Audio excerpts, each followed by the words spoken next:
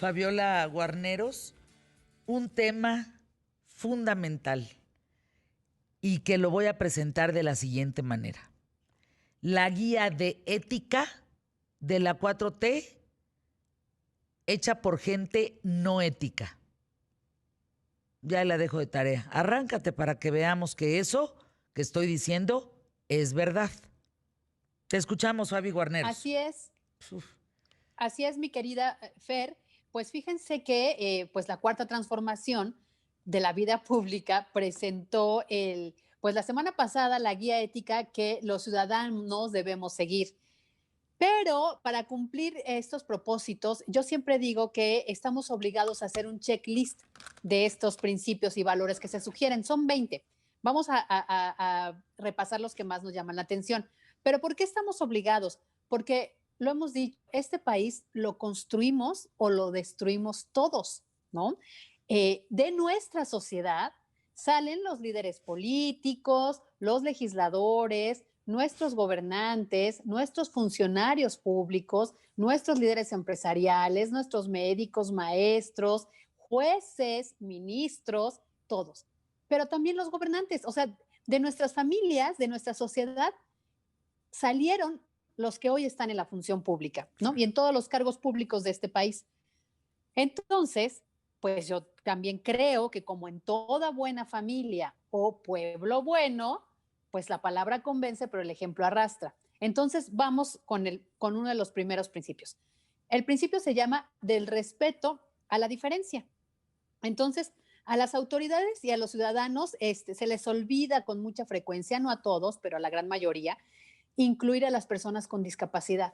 Es un rubro pendiente en este principio, en esta guía ética, no solo para los ciudadanos, sino para las autoridades de este país, no solo de esta administración, hay que reconocerlo, de las pasadas, pero hoy toca a esta administración, pues se supone que componer todo lo que estaba mal hecho y las personas con discapacidad siguen estando ausentes incluso en la guía ética, ni siquiera son mencionados, ¿eh?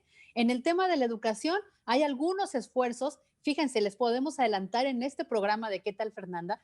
Que la Secretaría de Educación Pública con Esteban Moctezuma van a hacer un foro mañana con diversas organizaciones, con personas que defienden los derechos de las personas con discapacidad para poder hablar del tema educativo. Ya es un puntito, pero en el tema laboral están Nada. excluidos. Incluso en un punto de la ética de laboral dice que los menores, cosa que es cierto, no pueden trabajar ni las personas con discapacidad.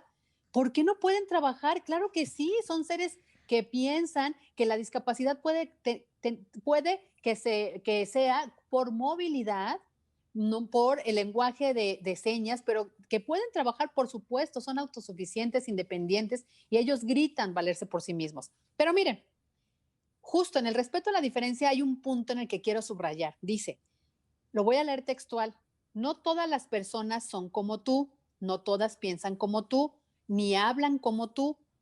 Respeta la forma de ser de los otros y no pretendas imponerle tus conductas, gustos, opiniones o preferencias. Lo dice la guía.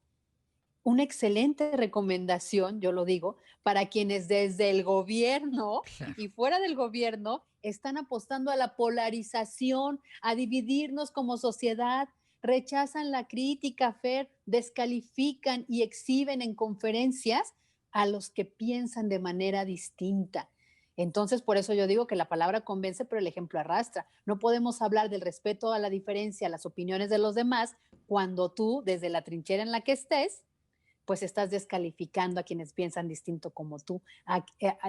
No puedes, denme que siga este ejemplo, si polarizas, si hablas de conservadores y neoliberales, si hablas de fifís y de pobres, es decir, hay que tener mucho cuidado con lo que decimos.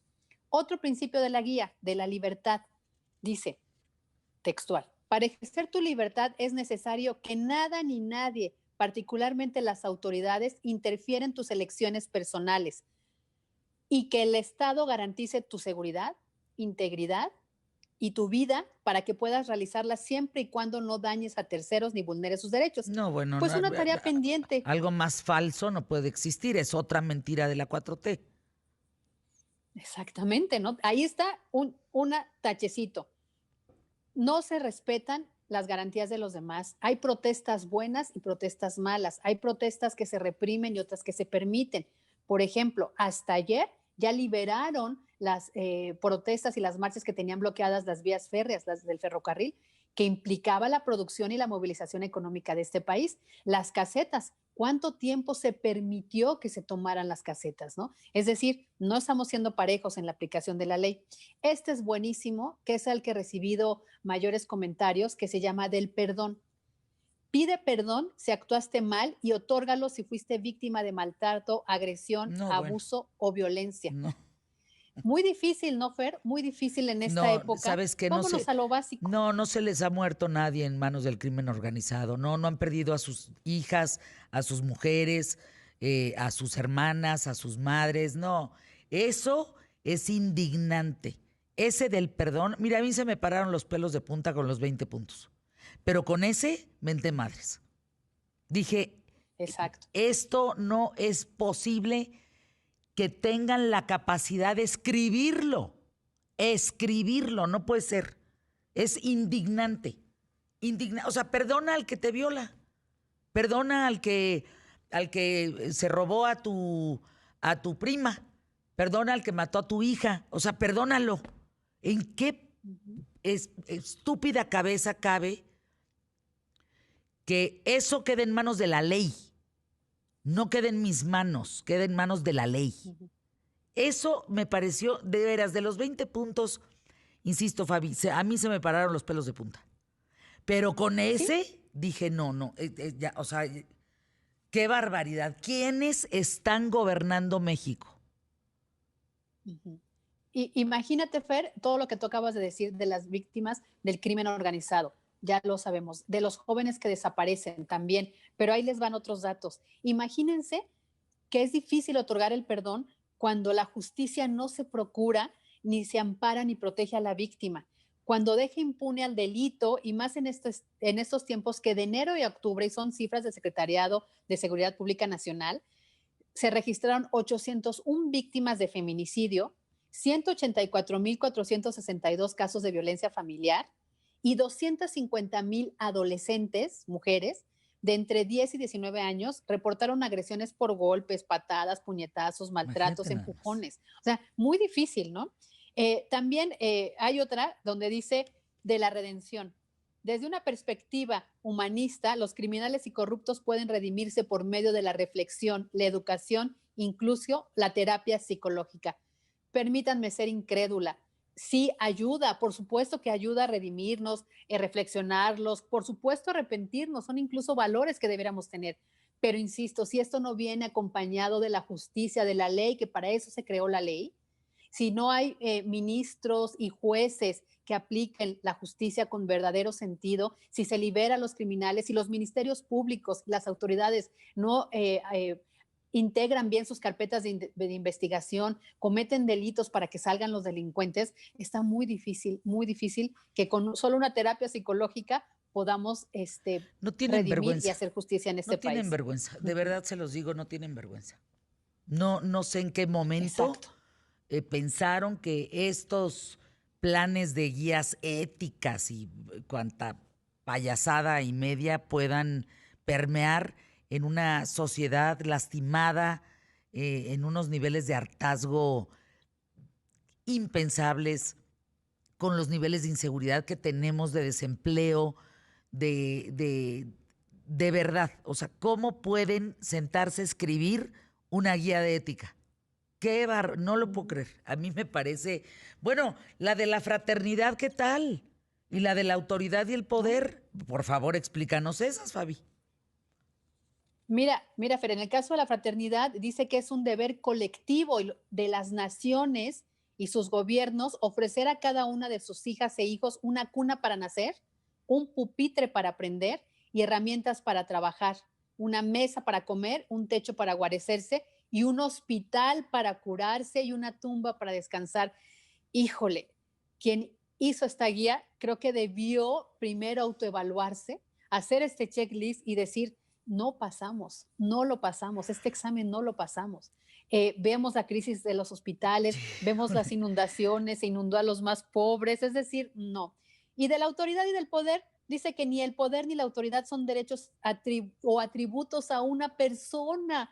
Por Dios, estamos viendo que en este país solo una persona decide lo que se hace, por qué se hace y descalifica incluso a sus funcionarios Pero públicos. ahí te va, Y mi Fabi, luego, espérame. No, no, no, que no, no no, no, sirve no. para enriquecerse. No, no, no. A ver, sí, el dato reciente, ¿eh? La guía ética, publicado periódico Reforma. ¿Está de acuerdo o en desacuerdo con que el gobierno promueva valores de amor, perdón y redención a través de la guía ética? En desacuerdo, 22%, Fabiola. Ahí estamos tú y yo. En 14 no sabe. 64 la aprueban. O sea que yo creo que las que nos No, callamos la boca somos pero, nosotras, porque 64%, o sea, de 100, 64 apoyan la guía ética. pero ¿sabes por qué creo, Fer? Por la manera en que está la pregunta. Si la pregunta dice, ¿tú consideras o apoyas que se valores éticos del perdón? Pues ¿quién va a decir que no? Tú y yo, por supuesto que queremos vivir con valores éticos del perdón, de la Pero justicia, también de te la tengo, paz, del amor. no, pero también te tengo otra sorpresa. A Hablando ver, en términos de seguridad, la opinión de cómo está tratando los asuntos del COVID, etcétera, etcétera, lo aprueban, es una encuesta del Reforma, lo aprueban el 61% y lo desaprueba el 37%. En seguridad lo aprueban el 30% y el 47% no. O sea, es decir, sí estamos planteando cuestiones desde nuestra óptica importantes, pero yo veo que para la mayoría está a toda madre. Spots QTF, Fabi. hay que hacer el Wow. checklist.